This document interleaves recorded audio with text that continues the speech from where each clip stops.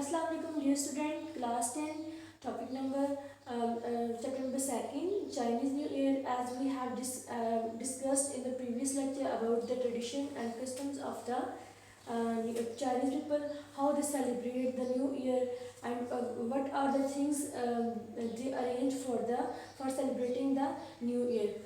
As we have discussed about decorating the house, cleaning houses and new clothes, we will also learn about the lunar calendar. उसमें जो है जो उनका lunar calendar होता है, यानी कि वो अपने साल का आगाज़ जो है किस तरह से करते हैं, चांद के हिसाब से करते हैं। ठीक है, कमरी कैलेंडर को फॉलो करते हुए चांद अपने साल का आगाज़ करते हैं। हमने पढ़ा कि वो किस तरह से कलर के बारे में या फिर जो है जब वो साल का आगाज़ कर रहे होते हैं तो बहुत सारी चीज़ों का ध्यान रखते हैं कि घर साफ़ सुथरा होना चाहिए, कपड़े आपने नए पहने हुए होने चाहिए, और उसके अलावा कपड़ों के कलर्स जो हैं उसके बारे में वो लोग बहुत ज़्यादा कॉन्शियस होते हैं। हाउस को जब वो लोग डेकोरेट करते हैं तो फिर मीन्स के जितनी भी हमने चीज़ें पढ़ी वो किसी ना किसी चीज़ को सिम्बलाइज करी थी, उसके पीछे एक हिडन मीनिंग मौजूद था। अगर वो घर को साफ़ कर रहे हैं तो वो किस लिए कर रहे हैं कि ताकि सारे साल की जो पिछले साल की बैड लक है वो ख़त्म हो जाए और जो उनका घर है वो आने वाले साल की खुशकिस्मती को वेलकम कर सके। ठीक है, और अगर वो न्यू कपड़े पहनते हैं, रेड कलर पहनते हैं, तो रेड कलर किस चीज़ को इनकरेज कर रहा है, to avoid the bad spirits, उनकी हेल्प करेगा बैड स्पिरिट्स से बचने के लिए, बदरूहों से। उसके अलावा वो उनका बिलीव है कि अगर वो ब्लैक कपड़े नहीं पहनने चाहिए, क्योंकि ब्लैक जो कलर है वो रिलेट करता है किससे, उसको सिम्बलाइज किया गया है डेथ से। ठीक है, अगर वो हाउसेस को डेकोरेट करने के लिए उन्होंने पोस्टर्स वगैरह लगाए हैं तो उस पर ऐसे वर्ड लिखते हैं जो कि रिप्रेजेंट कर रहे हैं खुशकिस्मती को। ओके, और जो है वो लोग फ्लावर्स वगैरह लेके आते हैं तो वो भी इसलिए है कि फ्लावर्स जो है इसलिए वो घर में लेके आए हैं, जिस चीज़ को सिम्बलाइज कर रहे हैं कि जी बाहर आने वाली है, we are ready for welcome the spring season. Okay, let's start new year's eve dinner. अब जो है उनका जो शाम का खाना होता है कि सारी अरेंजमेंट्स के बाद वो किस तरह जो है उसका इत्माम किया जाता है, उसके बारे में हम लोग पढ़ेंगे। On the eve of Chinese new year, चीनी नौ साल की शाम के खाने पर इट इज़ कस्टमरी, ये रिवाज होता है टू विज़िट, मुलाकात करना रिलेटिव्स, रिश्तेदारों से, एंड पार्टेक, हिस्सा लेना इन अ लार्ज डिनर, बहुत बड़े डिनर का इत्माम किया जाता है शाम के खाने का।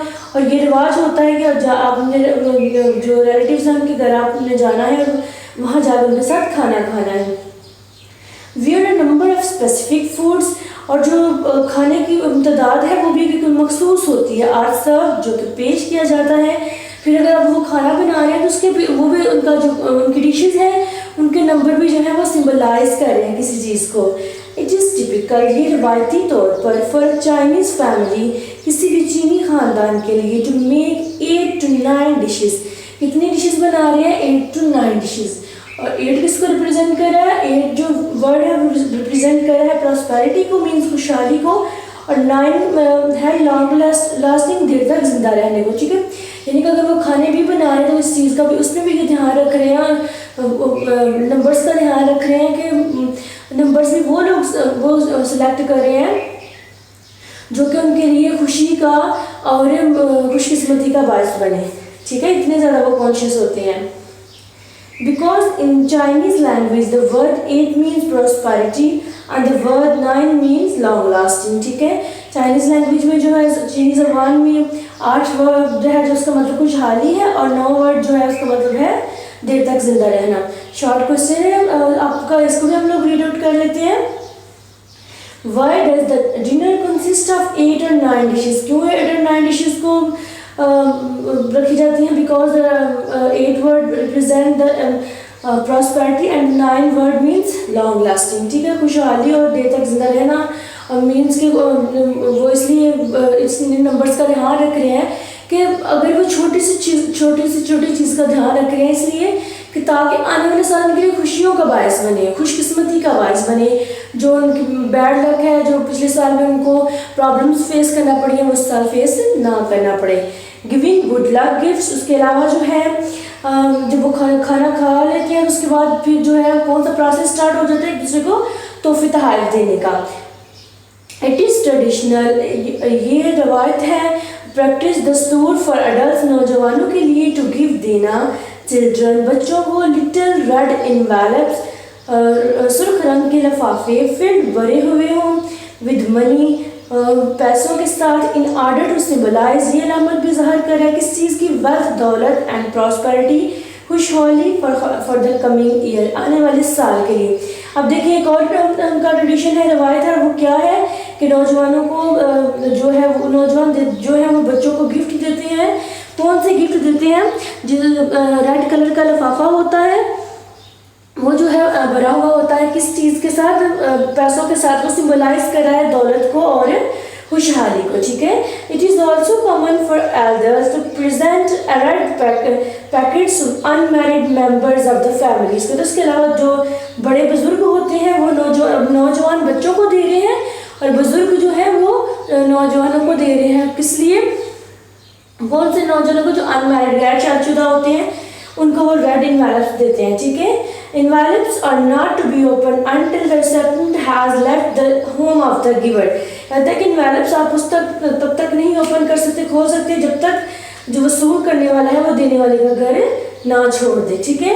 ये दो पैराग्राफ आप लोगों ने लर्न करने हैं विद मीनिंग्स। मीनिंग भी मैंने अपने यहाँ लिख दी कि आप लोगों ने ट्रांसलेशन करनी है। इसके बाद में न्यू ईयर्स ईव डिनर के बारे में जो शाम का खाना है, उसके बाद तोहफे तोहफ़े देने का प्रोसेस है उसके बारे में पढ़ा, ठीक है। कल इंशाल्लाह हमारी इसकी ट्रांसलेशन कंप्लीट हो जाएगी। मीनिंग में एक दफ़ा पढ़ देती हूँ।